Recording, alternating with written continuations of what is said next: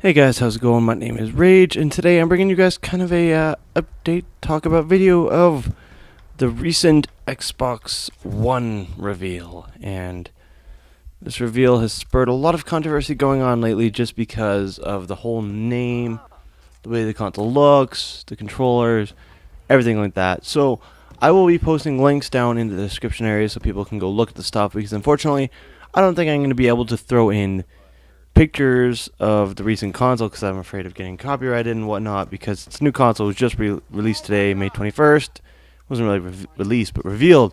So I don't want to get in trouble for that, but I want to share with you guys kind of my opinions, what I think of it, what's going on, all that jazz. So anyways, the idea behind this is there's a lot of controversy going on right now with a lot of hardcore Xbox gamers between the hardcore Xbox fans and the hardcore gamers. And one of the biggest problems going on here is with a lot of things like specifications, the things that they revealed in their trailer or reveal, etc., etc. And the biggest problem with that is a lot of the stuff they revealed wasn't very helpful in a sense. They started off by saying, "Oh yeah, thank you everybody for joining in, watching this, joining in live, etc., etc." And then they brought out one of their main guys.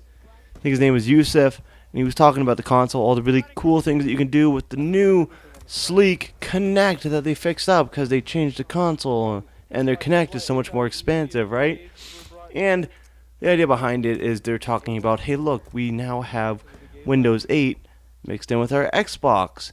Put them together. It's really cool because then you can watch movies, you can watch live TV, which is actually pretty awesome. Got a PVR included in it. You can play games. You can do all this stuff. You can listen to music. And you can do two things at once. So while you're waiting for your game of Call of Duty to load when you're in the loading screen, you can pull up the little sidebar there, and you can watch a video in the meantime until your game starts. That's pretty cool.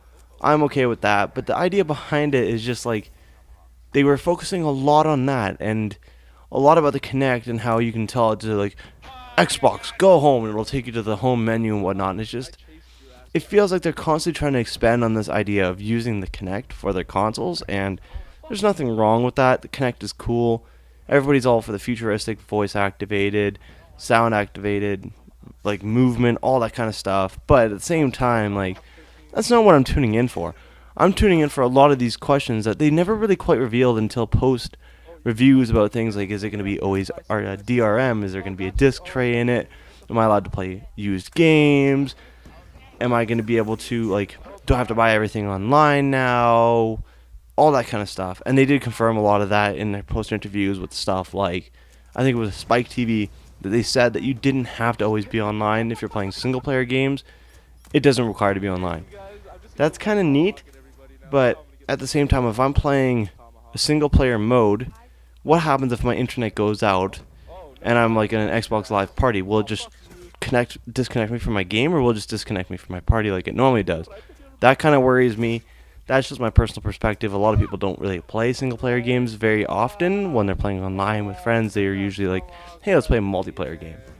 That makes sense. So the idea behind this is they did release a lot of their specs, and they released that it's going to be, I think, 8 gigabytes processor, 500 gigabytes of storage in it. It's going to have a Blu-ray player in it, HDMI in and out, and it will have like the wireless Wi-Fi kind of thing going on with USB 3 connections if you want to use that. This did kind of rival what they're doing with Sony over with PlayStation when they released their specs, saying it's going to be 8 gigabytes of memory. It's got an AMD Radeon graphics core card. That's awesome. Just, I'll put all the stuff in the bottom because honestly, I really wish I could summarize this perfectly, but if you look at the specs in comparison between the PS4 specs that they released and the Xbox One, it kind of seems like they really didn't try to one-up PlayStation too much, despite the fact that PlayStation kind of revealed a lot of their information for their console and their specs, let's say around March 1st roughly, whereas Xbox's was today, May 21st. That is well over 2.5 months where you could have at least just changed a couple of specs and just added a couple of things to try and one up the next console.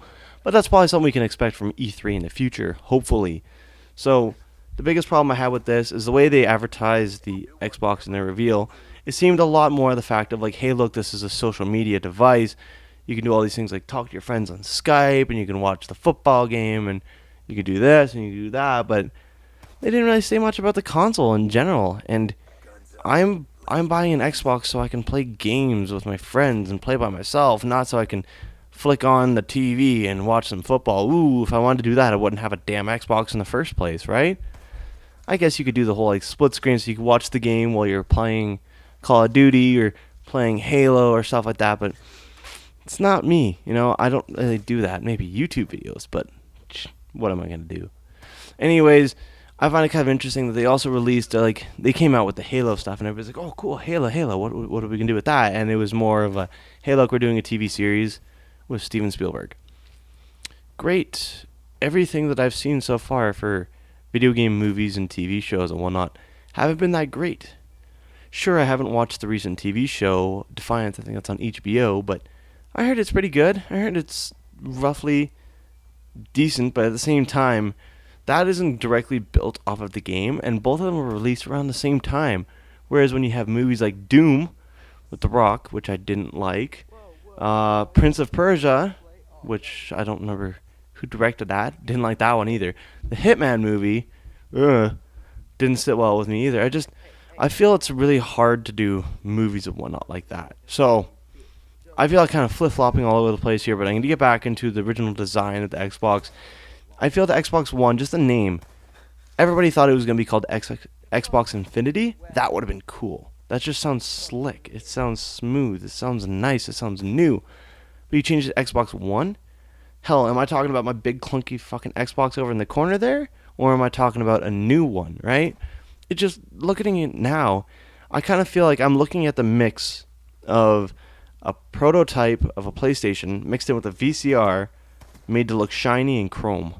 That's all I'm feeling with the new Xbox look right now. That might just be me, but I know a lot of people are complaining. And even the controller. The controller was perfect the way it was. It fit so comfortably in your hand. It's just a D-pad. If you played fighting games and you tried to use like the directional pad to do anything for fighting, oh my god, you were screwed. You had to get really good to use like the analog stick and possibly know how to manipulate the D-pad. But at the same time, PlayStation did it right with their D-pad, and they finally changed the D-pad, but they made their controller clunkier. Like, the controller was perfect, but now with the new controller, it's kind of like a brick, in my opinion. It feels like the very first original Xbox controller, and they just slapped on a new logo on it and said, bam, we thought of something new. We just kind of fused the two controllers together. No, that shouldn't be happening. That's in the past. It's something we've all forgotten about. I've thrown those controllers out numerous times for a reason. They were crap. They were clunky. They didn't fit in your hands. They weren't very good. They crapped out. Just, oh, God. It left a bad taste in your mouth. So I kind of feel with this reveal, it kind of revealed very little to the point that's like, hey, look, we've got these things. But at the same time, at the very end, guess what? We paid off Call of Duty to come show us some campaign work. Go, take it away, Call of Duty. Oh, you're showing us stuff that kind of is in Battlefield as well. Interesting. Don't get me wrong, I'm not going to get to the point where it's like, Call of Duty and Battlefield, which one's better? I like one over the other. I've played both games. I've played a decent amount of Battlefield 2, Bad Company 2, Battlefield 3, Call of Duty 4, 5, Modern Warfare 2, Black Ops. Like, I've played all of them. I've played everything in between there. And it just feels like Call of Duty is releasing this dynamic environment where things are destructible now. Well, great. Battlefield did that a long time ago, and we're just now picking that up. Why? Why is this now just getting a popular thing for Call of Duty? It's a good game, but there's some ironing kinks that you should work out first before releasing your product and saying, hey, look, this is going to be cool, right? Nobody's ever seen this before. I don't know. I feel very hit or miss with this recent release reveal thing, so I think we're gonna have to wait till E3, and then we're gonna get a lot of our answers solved for both PlayStation 4 and Xbox One, air quotes going on here. So anyways, I'm glad, if anybody's still listening now, I'm glad you guys listened to my little spiel, my argument. I'll leave links on the bottom. If you guys like this at any point, please leave a like, a comment. Feedback's always great, and if you do like any of my content, please feel free to subscribe. I hope you guys enjoyed the on-screen footage. It's just going to be some random fudge I throw on there. And until next time, I will see you guys later.